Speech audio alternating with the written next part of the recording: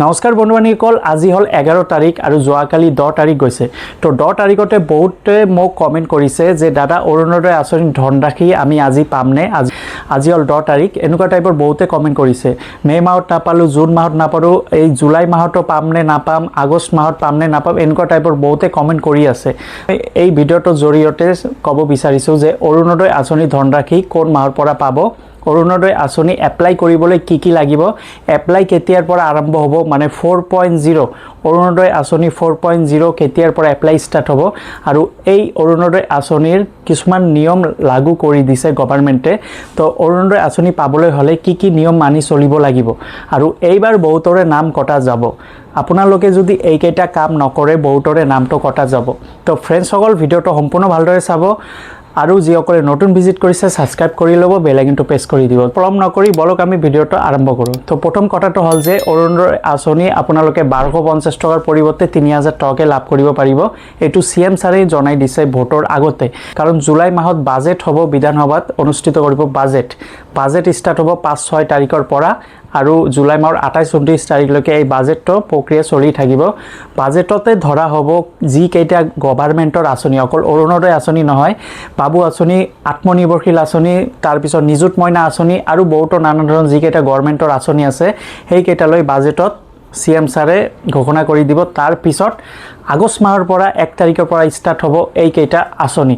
তো CM ছাৰে 7 দিন আগতে প্ৰেছ কনফাৰেঞ্চ কৰিছিলে। গভৰ্ণমেণ্টৰ যিকেইটা আঁচনি আছে, অৰ্থাৎ অসম চৰকাৰৰ যিকেইটা আঁচনি আছে, এইকেইটা আঁচনি ষ্টাৰ্ট হ'ব আগষ্ট মাহৰ পৰা। অৰ্থাৎ আপোনালোকে অৰুণোদয় আঁচনি লাভ কৰিব পাৰিব আগষ্ট মাহৰ পৰা। আগষ্ট মাহৰ 10 তাৰিখৰ পৰা আপোনালোকে অৰুণোদয় আঁচনি লাভ কৰিব পাৰিব।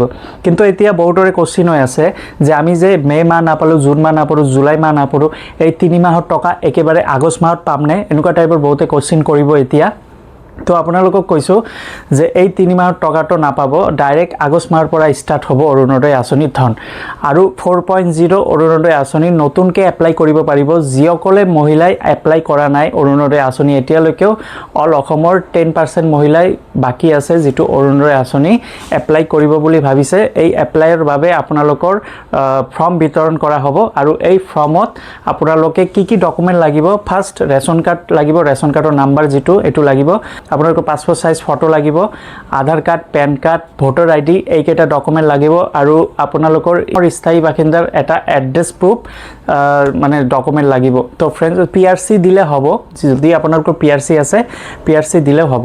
তো এইকেইটা ডকুমেণ্ট হ'লেও আপোনালোকে এপ্লাই কৰিব পাৰিব। তো বহুতৰে এতিয়া কোশ্চিন হৈ আছে যে কাৰ নাম কটা যাব। বহুতে এপ্লাই কৰিব অৰুণোদয় আঁচনি, কোনে এপ্লাই কৰিব পাৰিব, কোনে নোৱাৰিব, এইটো মই কৈ দিছোঁ। আপোনালোকৰ ঘৰত যদি চৰকাৰী চাকৰিয়াল কোনোবাই কৰে, কোনোবাই সদস্য আপোনালোকৰ ঘৰত যদি চৰকাৰী চাকৰি কৰি থাকে, তেতিয়াহ'লে অৰুণোদয় আঁচনি আপোনালোকে নাপাব। যদি আপোনালোকৰ ঘৰত গাড়ী থাকে তথাপিও অৰুণোদয় আঁচনি নাপাব। এই জানে যে অৰুণোদয় আঁচনি দুখীয়া মানুহসকলৰ বাবেহে হয়।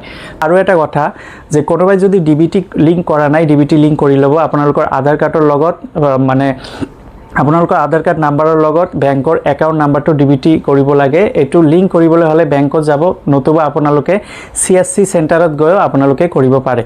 তো DBT লিংক কেনেকৈ কৰিব মই মোবাইলত দেখাই দিছিলোঁ, ইয়াৰ আগত এটা ভিডিঅ' আপলোড কৰিছোঁ, এইটো ভিডিঅ' চাই আপোনালোকে DBT লিংক কৰিব পাৰে।